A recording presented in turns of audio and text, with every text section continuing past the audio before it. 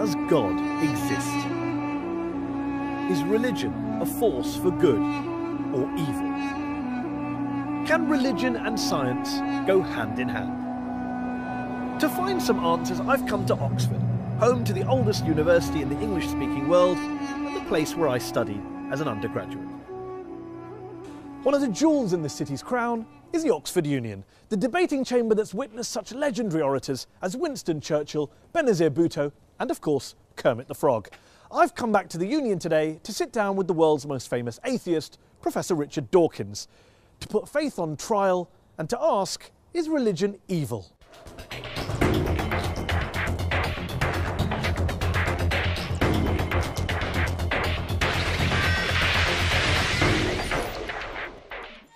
Muslims riot in protest against a truly awful film demonising Islam. Dozens are killed. The Quran, if found guilty, can be burned. A Christian pastor in Florida tries to burn a copy of the Quran and ignites global pandemonium.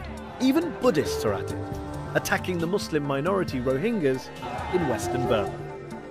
And of course, the conflicts plaguing the modern Middle East are often blamed on ancient hatreds between the children of Abraham. Remember 9/11? Was this religiously inspired terrorism? Thousands died. Yet here's the thing. Societies without faith haven't fared much better. Communism banned all religions, as Joseph Stalin and Mao Zedong systematically slaughtered millions of their own countrymen. Is science any better? Since Galileo and Darwin, scientists have sought to stamp out ignorance and unravel the mysteries of the universe. But science has also poisoned the environment, unleashed killing on an industrial scale, and now threatens our entire planet. My guest today, however, stands firmly on the side of science and has provoked controversy with his attacks on religion. Ladies and gentlemen, Professor Richard Dawkins. One of the most prolific thinkers of his generation, he shot to fame in the 1970s with his research into genetics, and his book, The Selfish Gene, transformed evolutionary biology. His most famous work, The God Delusion, sold millions of copies and has been translated into more than 30 languages. Richard, thanks so much for joining us here on Al Jazeera. Before we go any further, I just want to check something. Are you an atheist? For all practical purposes, yes. Nobody can actually say for certain that anything doesn't exist. But I'm an atheist in the same way as I'm an a-leprechaunist and an a-fairyist and an a-pink unicornist. So you're not 100% sure God doesn't exist, but you're sure enough to make it practically... I'm as sure as you are sure that fairies and leprechauns don't exist. And do you see an equivalence between the idea of God and the idea of a fairy and a leprechaun? The evidence for both is equally poor. You say in The God Delusion, one of my favourite sentences that jumps out of the page, that the God of the Old Testament is a petty, unjust, unforgiving control freak, a vindictive, bloodthirsty ethnic cleanser, a misogynistic, homophobic, racist, infanticidal, genocidal, filicidal, pestilential, megalomaniacal, sadomasochistic, capricious, malevolent bully. As a piece of rhetoric, superb. But do you really believe that? Congratulations on getting megalomaniacal right, by the way. Most people fumble on that. Yes, if you've actually read the Old Testament, I think you would have to agree. It's hideous. It's an the God of the Old Testament who is a monster. But also the God of the Quran, the New Testament, the Hindu scripture? Well, the God of the Quran, I don't know so much about. The God of the New Testament is widely advertised as being a bit more gentle. And certainly, on the whole, he is. There are things about the New Testament that I find, in a way, almost more objectionable than the Old Testament. But the sheer horror of the character, I said he was the most unpleasant character in all fiction, because I regard it as fiction, of course. And yes, he is. I mean, he's jealous, he's vindictive, he's callous, he's cruel. And yet this is a God that is worshipped by, loved by, adored by, well, followed by millions, billions of people. I hope not. I hope that the God that is adored by millions of people is a grown-up kind of God who is no longer... I hope that most people who... The kind of people I would like to know who worship and admire him regard those stories as not literally true. Now, there are some who do regard them as literally true, and I suspect they either haven't read the Old Testament or they're not the kind of people I would wish to know, because you do not want to worship a character like that. By all means, worship some kind of great spirit of the universe, some kind of creative intelligence who created the universe, but don't worship this vile, vindictive monster of the Old Testament. Why throw around these sweeping statements about religion? Not the God of the Old Testament, but religion itself being evil. I mean, do you believe religion is evil? No. But you say plenty of times in this book that religion is evil. You said in a speech famously that I think a case can be made that faith is one of the world's great evils, comparable to the smallpox virus, but harder to eradicate. I do think that, yes. Because what I'm talking about there is faith, where faith means belief in something without evidence. Because if you believe something without evidence, then that justifies anything. You're no longer vulnerable to somebody coming back at you and saying, hang on a minute, let me argue the case. If you believe it without evidence, which is what faith is, then you don't argue the case. You say, no, I'm not arguing that case. This is my faith. It's mine. It's private. I don't dissent from it. I don't retreat from it. You're just going to have to accept it. Now, that is evil. And yet you spend so much of your time debating people of faith. So clearly people of faith are interested in having discussions. They're not just all blind believers insisting on their way of... Well, nobody said anything about all of them. I mean, the vast majority of religious people are perfectly good, nice people, as you are. There's no suggestion I've ever made that all religious people are evil. Of course not. There is a logical progression that goes from believing in faith, having faith that your God tells you to do something, and doing terrible deeds, like suicide bombing, like flying planes into skyscrapers. The vast majority of people of faith don't do such terrible things. But those people who do terrible things do it believing that they are righteous and good, and they think that they're doing the will of their God. So they're not evil people, they're actually good people by their own lights. They believe they're doing good things, and that's why religion is evil, because it can make you do evil things believing that they are good. Do you really believe that people who go out and carry out suicide bombings, it is faith? Religion is to blame, not geopolitics, not the world, not their lives, not what's going on around us. It's religion, plain and simple.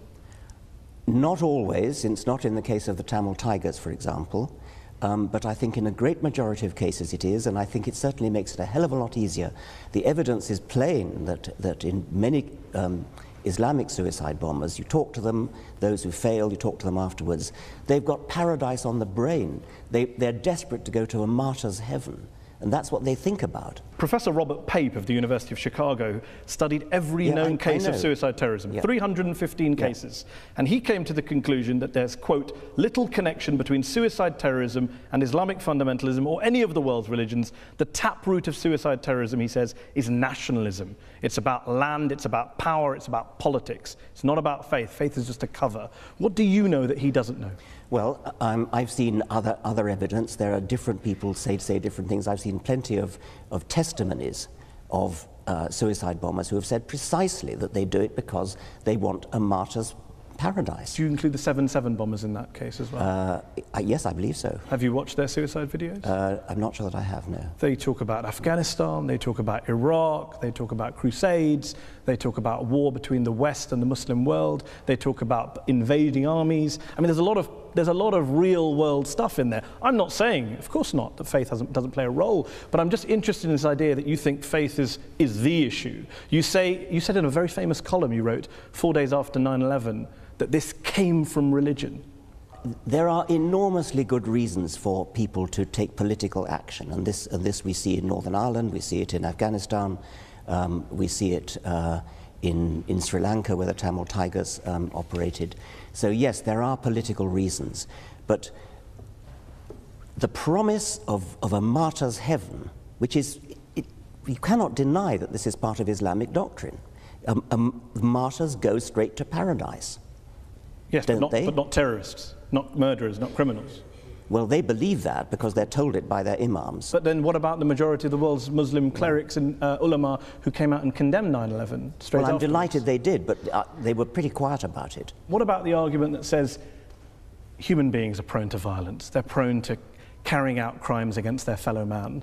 You can blame religion, you can blame politics, you can blame economics, lots of factors, lots of excuses. What I don't get is, why do you only focus on religion? For fairness, why don't you also isolate the other factors? There are lots of other factors, and I'm quite happy to say that, yes. There are lots of, I mean, if you look at the wars of history, some of them have been about religion, plenty of them have not been about religion. I never said religion is the sole cause of wars and violence.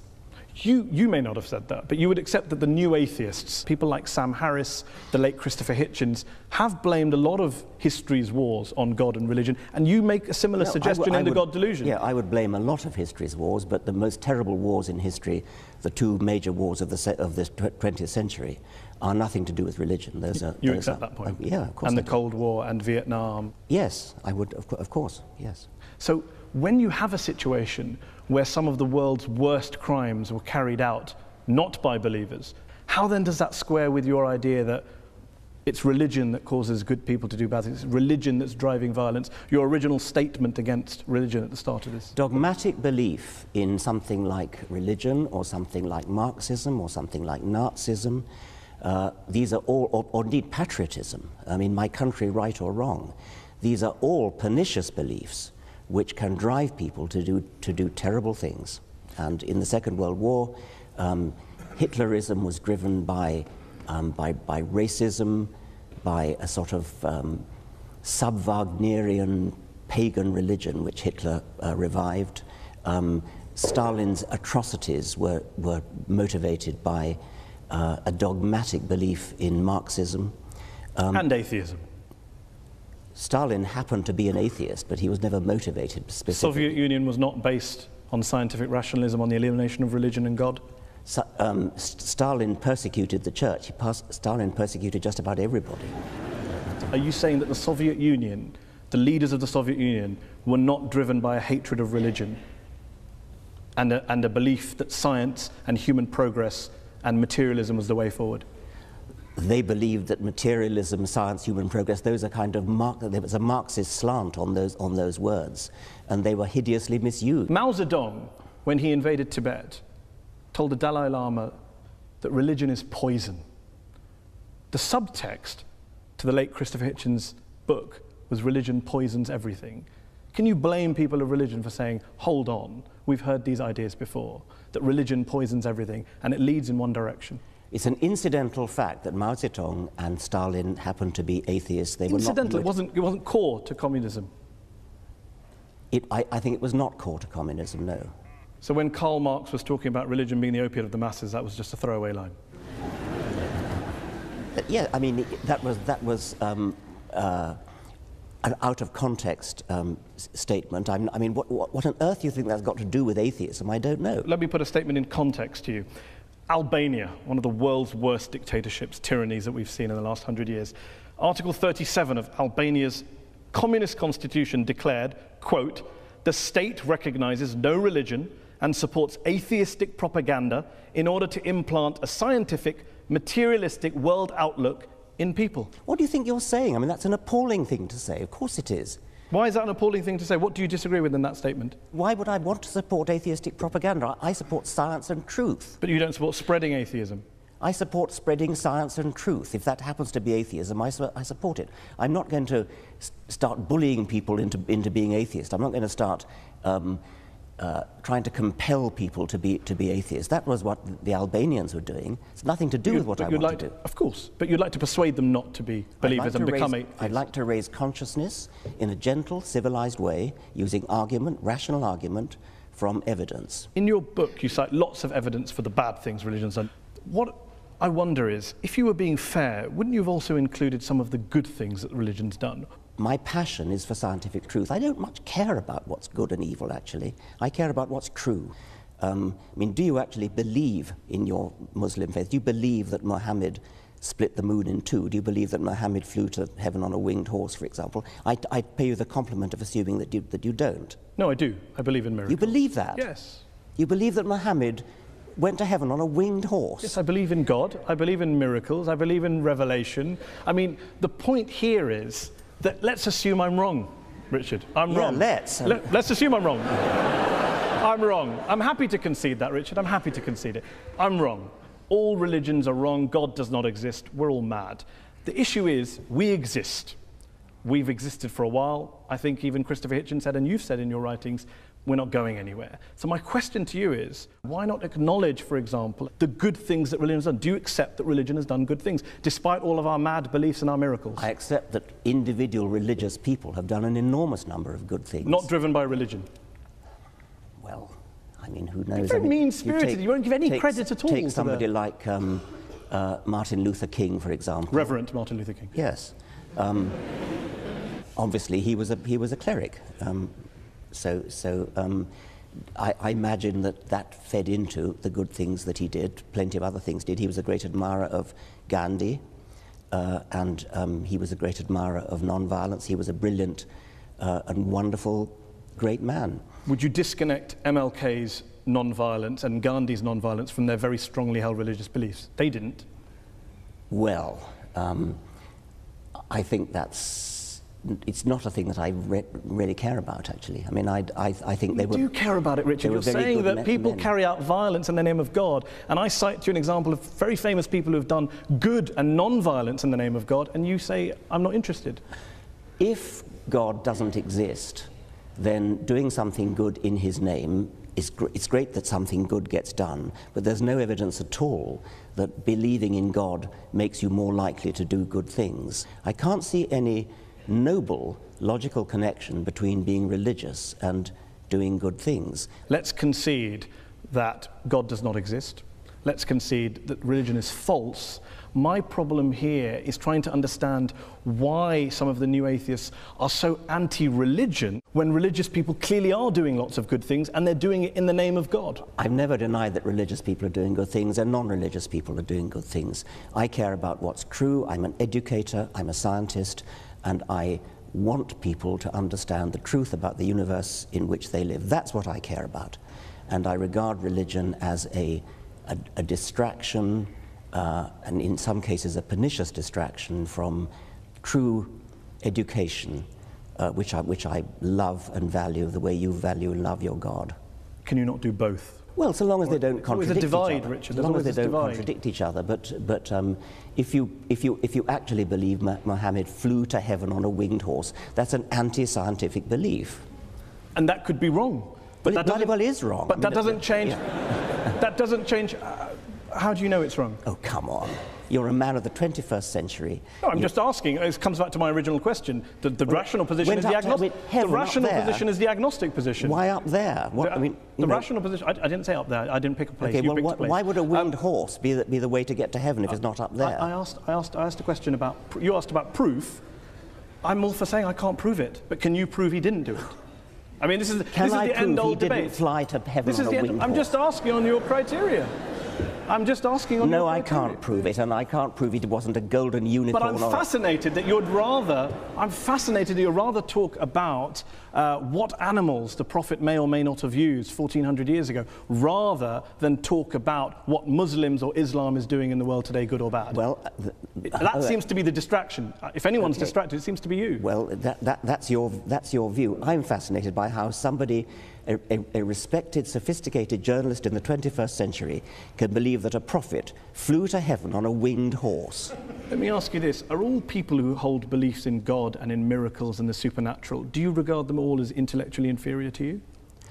I regard those beliefs as intellectual nonsense. I don't regard the individuals as intellectually inferior to me, because many of them palpably are not. If you go back in history, then all bets are off, because before Darwin, for example, it is not at all surprising that before Darwin people believed in all kinds of things which they wouldn't believe in now.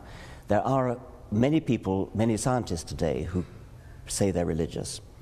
And if you actually ask them what they believe, in many cases it turns out what they believe is in some sort of deistic God, some sort of intellectual spirit, some sort of creative intelligence that lay at the root of the universe, perhaps invented the laws of physics, something like that.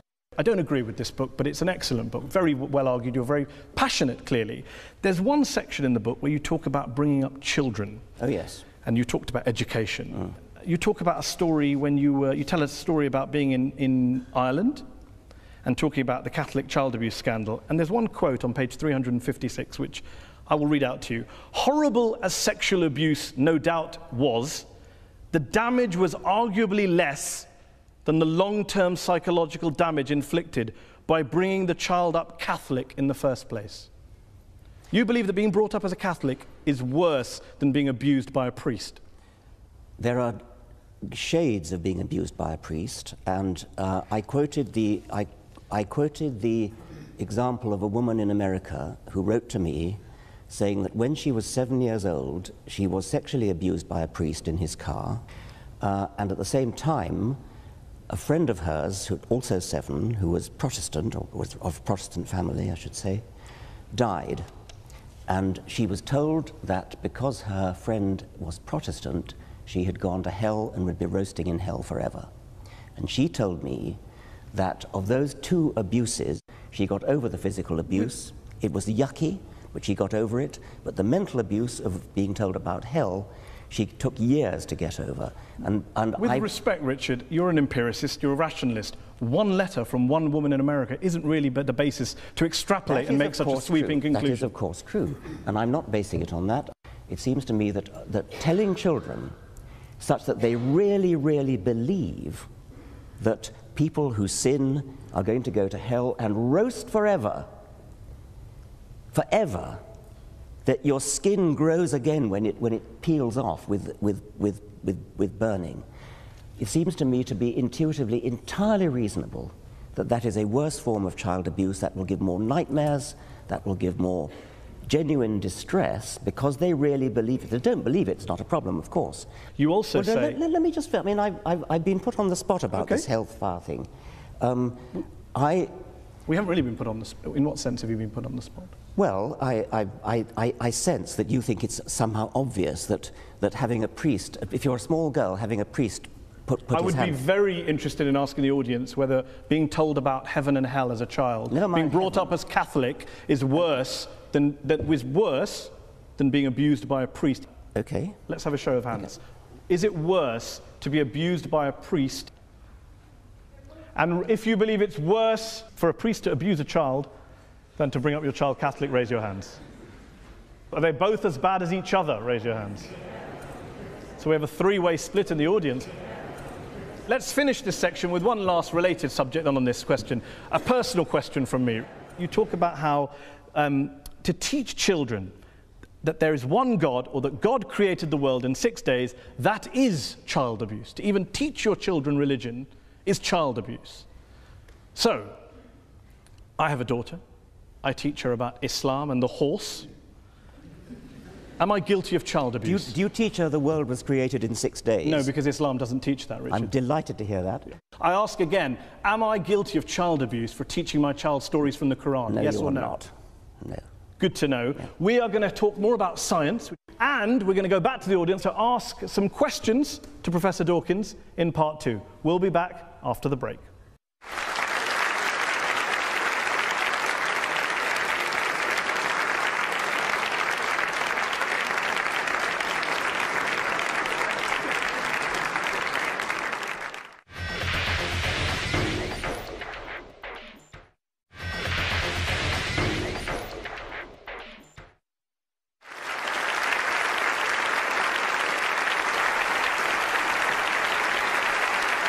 Welcome back.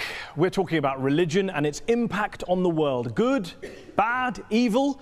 We're joined here by our guest, evolutionary biologist, Professor Richard Dawkins.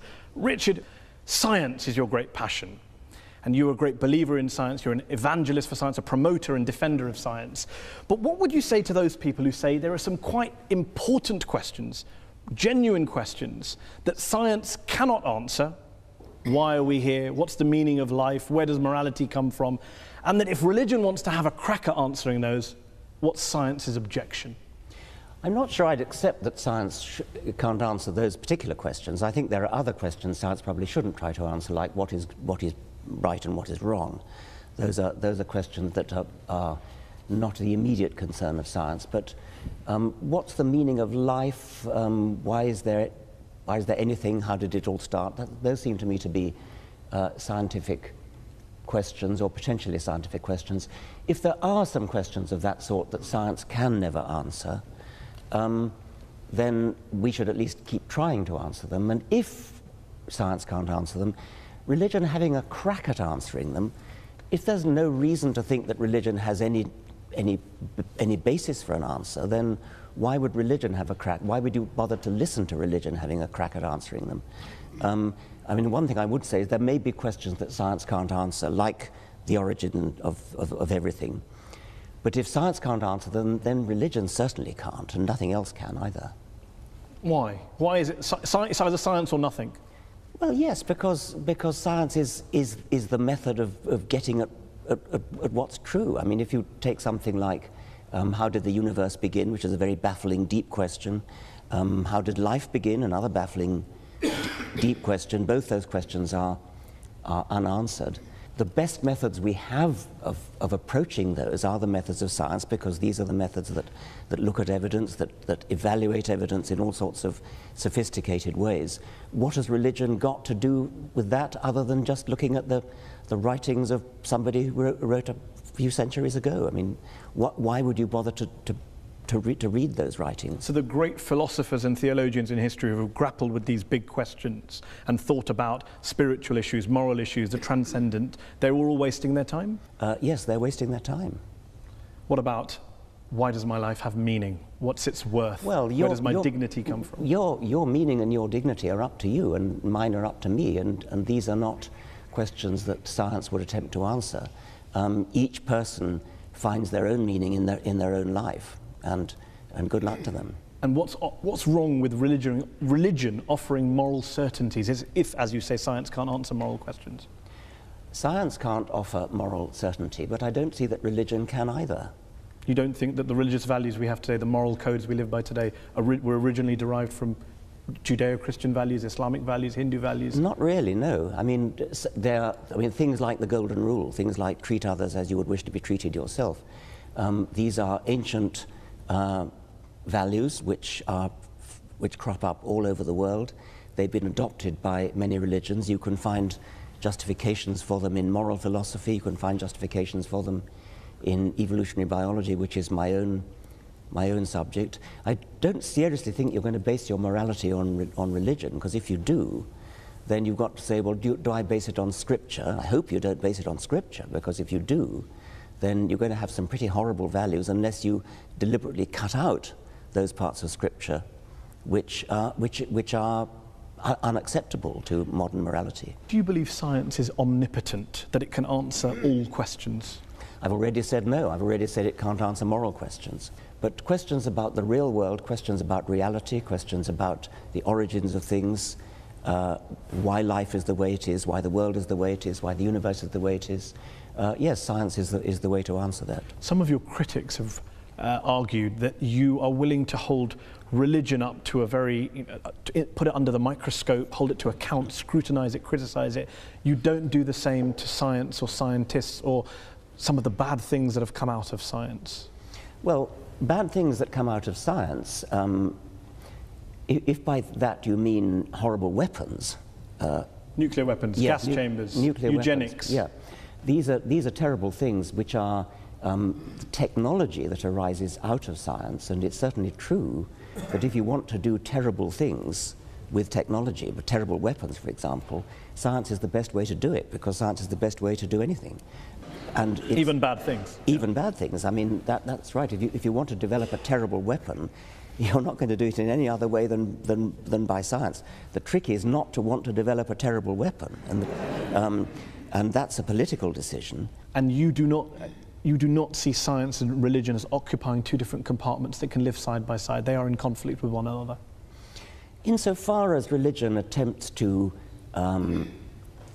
talk about reality and has an alternative vision of reality, I think they are incompatible, yes. Despite the fact, as we discussed earlier, many of our leading scientists are believers? I think it's baffling. I mean, what they in practice do is they leave their religion at the door when they go into the lab. And so they get on with their science. They say they don't. Well, I know they do, but, well, okay. Isn't it because religion answers all sorts of human needs and spiritual urges which science never can? Isn't that the real issue that you can't get away from? Religion may answer human needs. I mean, for example, if you're terrified of dying, religion may answer the need for comfort and consolation. Or if you miss a loved one who's died and you hope to see them one day in heaven, then religion answers a need. It doesn't make it true. And one last thing, and then we'll go to the audience. What do you say to those people who say, you talk a great deal about the power of science, the truth of science. You have people like Sam Harris who say morality can be determined by science. You have quite charismatic, forceful people going around the world proselytizing on behalf of science, that science is actually the new religion that you guys are pitching. I wouldn't say it's a new religion. I mean, it certainly does some of the things that religion traditionally has tried to do, like to answer the deep questions of existence. And it does that, and it does it successfully in a way that religion never has. But it isn't a religion because it's not based upon any holy books, it's not based upon faith, it's not based upon revelation, it's not based upon tradition, it's based upon evidence, and there's a huge difference. And anything that we do not have evidence for that's not scientifically testable, you would dismiss? Well, scientifically testable is putting the bar rather highly, but I do think that evidence is the only good reason to believe anything, yes. So love, beauty, aesthetics, metaphysics? No, I mean, those are obviously important questions, and if you ask some question like, how do you know that your wife loves you? It's from evidence. I mean, it's not scientifically testable evidence, but it's evidence. It's little looks in the eye, it's little catches in the voice. I mean, that is evidence. That's not just internal revelation. Okay, let's open it up to the audience. We've been talking about God, evil, war, terrorism, bringing up your children, living a good life, religion and happiness, science versus religion. Who would like to answer the first question? Yes, you? If the Almighty God appears suddenly on the cloud or on the earth or part of the universe, what is your reaction? Are you going to believe or are you going to go against him? What would it take for you to believe in God, not just miracles? Yeah, I mean, popping his head through the clouds. Yeah, that's the thing I've worried about a lot. Obviously, it would do wonders for the book. The reason I worry about it is that obviously, as a scientist, I'm committed to the view that I would change my mind if evidence came along. And so it's a very important question, what would that evidence look like? And I've talked about it with my colleagues a great deal. I used to think, yes, if there was a great deep Paul Robeson voice coming out of the clouds saying, I exist, and then yes, obviously I would believe it. But have you ever seen a really, really good conjuring trick? There are things that I've seen done that it seems to me to be, God, that's got to be a miracle. And yet you know it's not. And so there is a real problem there that we are easily fooled. Let's take another question from gentleman here. Very interesting guy. I was extremely amused when you described faith as sort of brooking no argument. This university, of course, began with the study of theology.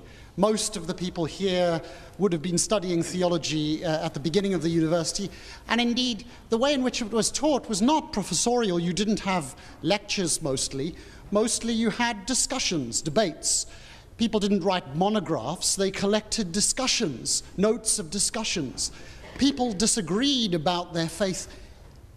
Absolutely, I mean, everybody had a different opinion and everybody expressed it and everybody was heard. What's the question? The idea that, so the question is, do you really think that your view of faith brooking no argument measures up to really any experience of how people think about their faith? You talked about the evidence that your wife loves you.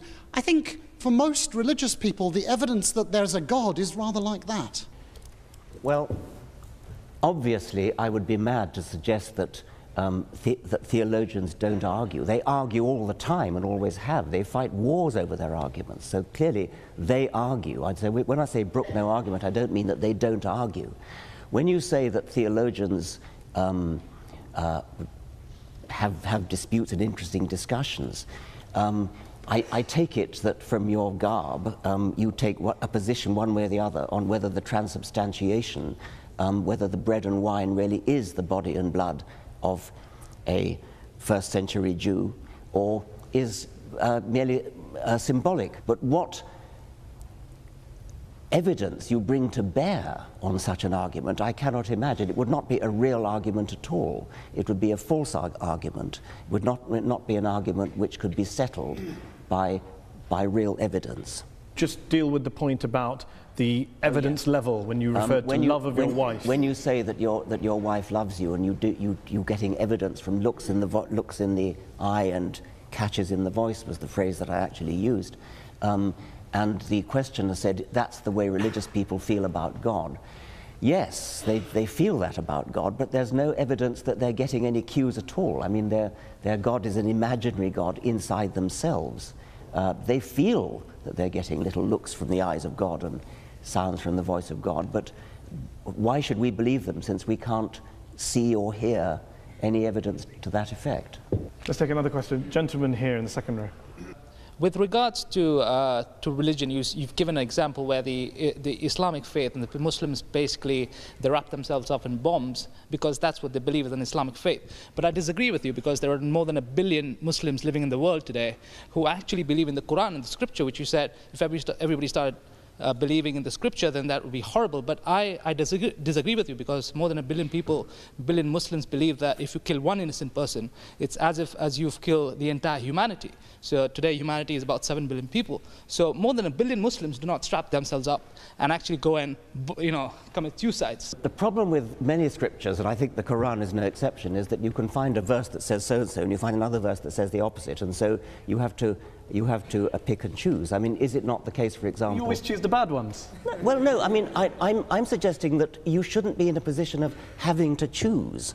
I mean, you shouldn't base your life on a holy book which has contradictory verses, where you can choose one verse when you want to make one point and another verse when you want to make another point. I mean, isn't it the case that the penalty for apostasy is death? You can't take these things and just hold... I could hold up an example of, we mentioned earlier, Sam Harris has said there are some views that are so irrational, people should be put to death for them. Should I hold all atheists to him? Of course I won't hold him to all atheists to that view. Let me put it to you. I mean, is the penalty for apostasy death? No. Good, I'm delighted to hear that. Why didn't... And the Quran doesn't say it is. Well, then... Some Islamic scholars do. Okay. But that's debate and discussion. There's arguments going on. Things take place over centuries. Okay. Well, let's have an atheist make a point and join the debate. Lady there's waving her hand. Actually, in the Quran, mankind refers only to Muslims and excludes infidels, which is all the rest of us. So that's a small point. But really, my question to Professor Dawkins is, how does he feel about the encroachment of all religions, extremists, evangelists, Christians, and a lot of Muslims into the politics and everyday life? And how does he feel about a religion trying to influence politics and public, How do you feel about religion influencing politics and public life? People should be free to speak their minds. I mean, I'm a great believer in free speech, and so members of parliament should speak their minds, and if their minds are influenced by their religion, then that's fine. What I would object to, I think, is the view that somehow religion has a privileged right to speak because it's religion. And I think you'd probably agree with that as well. If you stand up in Parliament and make an excellent speech in favour of something which religion has a view on, like abortion, say, if you make your points well and win the vote by making your points well, that's fine. But what you shouldn't be allowed to get away with is saying, because it's religion, therefore, this is what we should do. Lady there in the headscarf. As a social scientist, the model of the rational actor is somewhat discredited. We don't look at all actors at all times as acting rationally. In fact, we assume that they don't. But that was the prelude to my question. My question was really, would you accept that it's not so much religion that causes conflict, but sincere commitment to some belief that you think is morally important? And in that sense, do we get rid of morality? Well, I think I partly said that when I said that in the great wars of the 20th century, these were driven by non-religious motivations, but they were driven by my country, right or wrong kind of patriotism. That's a little bit different from morality we're talking about. At least it's not religious. I was interested in what you said in your preamble when you said that I take it you're a social scientist, and you're no doubt right to suggest that since social scientists are studying the human animal, you notice that people actually don't behave rationally. Well, unfortunately, that's true. But that doesn't mean we shouldn't behave rationally just because people don't. Let's take a question from an atheist or an agnostic. Gentleman there in the black jacket there, 3 rows down in the middle. I think when I read your book, which I thought also was excellent, it became very apparent to me that evolution, nature, has given the human species some very, very powerful survival instincts. We're aggressive. Men want to spread their genes. We want to gather as much resources together as we can to help our genes continue and survive. And as a result of that, there's been a lot of very, very dark episodes in our history. The Roman Empire, which was terribly oppressive, hedonistic, the Vikings who stole, raped, pillaged, the Persians, so on and so forth. Do you not think that it was actually the ideas of religion that took the human race, the human species, from beyond these base survival instincts and started to give them a new paradigm for thinking, which was not necessarily in the interests of the instincts that they have for survival? It's perfectly true that a sort of selfish gene view of life, which is what I've mostly written about, is a very unpleasant view of life. And if you followed the creed of the selfish gene literally and actually lived your life according to it, it would be a very unpleasant world in which to live. It would be a sort of Thatcherite work. I mean, I've often said that while I'm a passionate Darwinian when it comes to explaining the way life is, I'm a passionate anti-Darwinian when it comes to organizing our lives. Would the world be a better place if religion disappeared tomorrow? Yes. Despite all the good things we discussed that you recognise.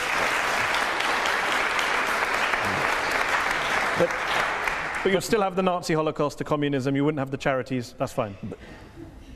You would have the charities, but I mean, it's only your assumption. But I want to finish because the question actually challenged me by saying that it was religion that helped us to escape from the unpleasantness of the selfish gene.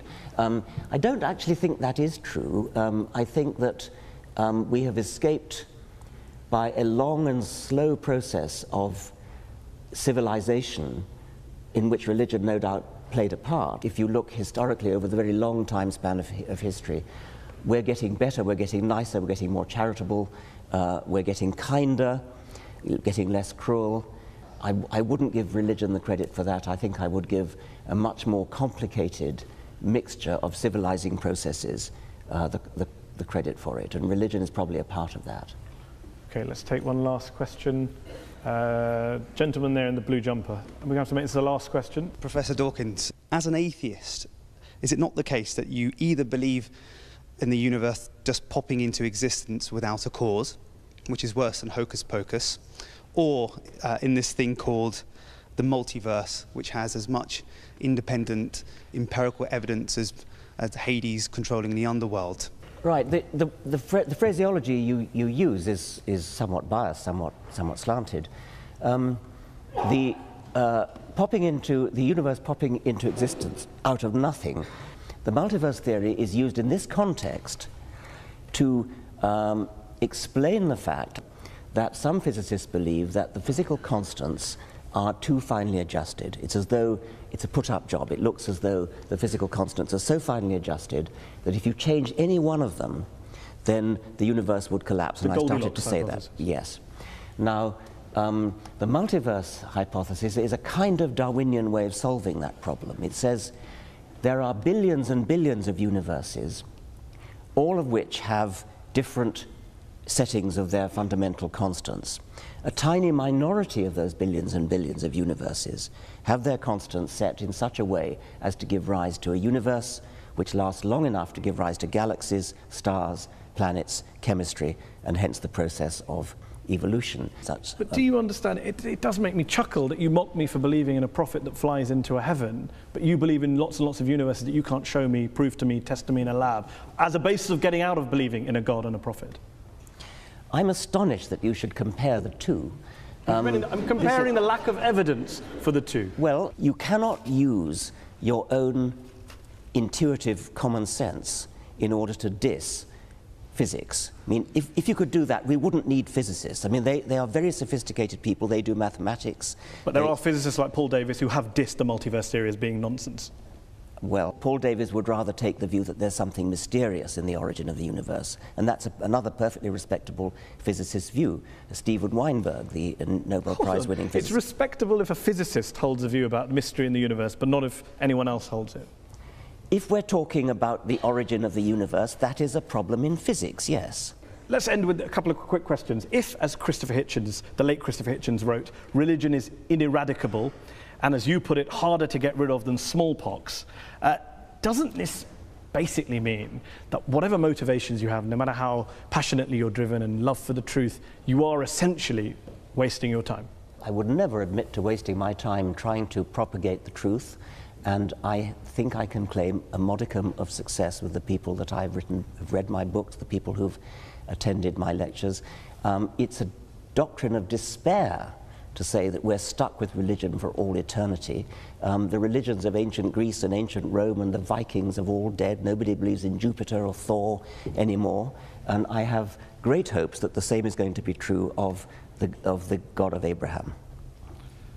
And one last thing, there's a new book out from one of this country's well-known philosophers called Religion for Atheists, which makes the case that no matter how false religion is, no matter how imaginary God may be, there are some lessons, there are some institutions, there are some values that atheists could usefully borrow. I've heard that argument put. I've heard people say that humans do need some sort of rituals, and they need some sort of gathering places, meeting places.